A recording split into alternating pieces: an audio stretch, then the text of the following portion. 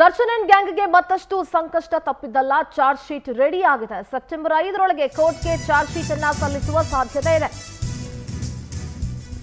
Darshan and ಗ್ಯಾಂಗ್ಗೆ ಮತ್ತಷ್ಟು ಸಂಕಷ್ಟ. ಈಗ ಆಲ್ರೆಡಿ ಒಬ್ಬೊಬ್ರು ಒಂದೊಂದು ದಿಕ್ಕಿನ ಜೈಲಿನಲ್ಲಿದ್ದಾರೆ. ಚಾರ್ಜ್ ಶೀಟ್ ಕೂಡ ರೆಡಿ ಆಗಿದೆ. ಸೆಪ್ಟೆಂಬರ್ 5ರ ಒಳಗೆ ಕೋರ್ಟ್ಗೆ ಚಾರ್ಜ್ ಶೀಟ್ ಅನ್ನು ಸಲ್ಲಿಸುವ ಸಾಧ್ಯತೆ ಇದೆ.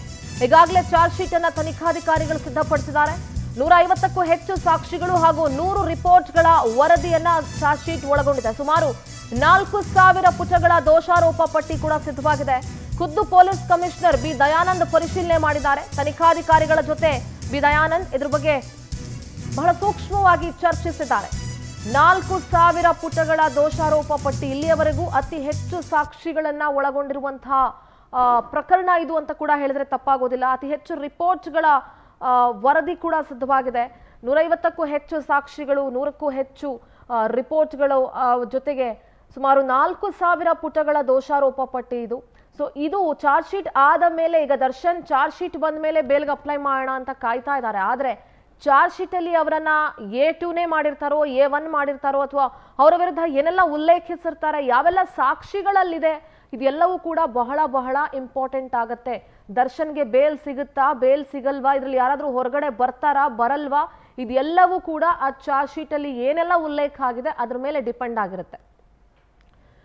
ನಮ್ಮ ಪ್ರತಿನಿಧಿ ವೆಂಕಟೇಶ್ ದೂರವಾಣಿ ಸಂಪರ್ಕದಲ್ಲಿ ಜಾಯ್ನ್ ಆಗ್ತಾ ಇದ್ದಾರೆ. ವೆಂಕಟೇಶ್, ಈಗ ಆಲ್ರೆಡಿ ದರ್ಶನ್ ಮತ್ತೆ ಗ್ಯಾಂಗ್ ಏನಿದ್ದಾರೆ ಒಬ್ಬೊಬ್ರು ಒಂದೊಂದು ದಿಕ್ಕಿನ ಕಾರಾಗೃಹಗಳಲ್ಲಿ ಇದ್ದಾರೆ. ಈಗ ಸೆಪ್ಟೆಂಬರ್ 5ನೇ ತಾರೀಕು ಒಳಗಡೆ ಕೋರ್ಟ್ಗೆ ಚಾರ್ಜ್ ಶೀಟ್ ಅನ್ನ ಸಲ್ಲಿಸುವ ಸಾಧ್ಯತೆ ಕೂಡ ಇದೆ. ಇದೆಲ್ಲ ಅಪ್ಡೇಟ್ ಸಿಗ್ತಾ ಇದೆ ವೆಂಕಟೇಶ್.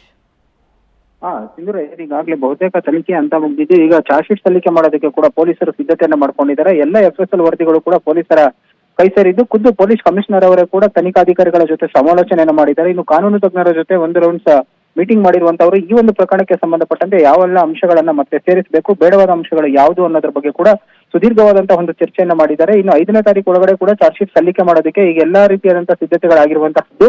ಸೊ ಈ ಪ್ರಕರಣದಲ್ಲಿ ಈಗಾಗಲೇ ಏನು ಪ್ರಕರಣಕ್ಕೆ ಸಂಬಂಧಪಟ್ಟಂತೆ A1 ಆರೋಪಿಯನ್ನಾಗಿ ದರ್ಶನ್ ಅನ್ನು ಮಾಡಬೇಕು ಅನ್ನುವಂತಹ ಮಾತುಗಳು ಏನು ಕೇಳಿ ಬರ್ತಾ ಇತ್ತು, ಅದಕ್ಕೆ ಕೂಡ ಪುಷ್ಟಿ ನೀಡುವಂತೆ ಒಂದಷ್ಟು ಹೇಳಿಕೆಗಳು ಕೂಡ ಈಗ ಕೊಟ್ಟಿರುವಂತದ್ದು. ಯಾಕಂದ್ರೆ ಚಾರ್ಜ್ ಶೀಟ್ ಸಲ್ಲಿಕೆ ಮಾಡದಂತ ಏನು ಬೇಲ್ಗಾಗಿ ಏನೋ ಅರ್ಜಿ ಹಾಕೊಂಡಂತ ಸಂದರ್ಭದಲ್ಲಿ ಪವಿತ್ರ ಗೌಡ ಅವರು ಕೂಡ ಏನು ದರ್ಶನ್ ಅಣತಿಯಂತೆ ಈ ಎಲ್ಲ ಕಾರ್ಯಗಳು ಆಗಿರುವಂತದ್ದು, ಕೇವಲ ಮೆಸೇಜ್ ಅನ್ನ ಕಳಿಸಿದರು ಅನ್ನುವಂಥದ್ದು ಮಾತ್ರ ನಾನು ಹೇಳಿದ್ದೆ ಅಂತ ಹೇಳಿ ಏನು ಅವರ ಪರ ವಕೀಲರು ಕೂಡ ವಾದವನ್ನ ಮಾಡಿದ್ರು.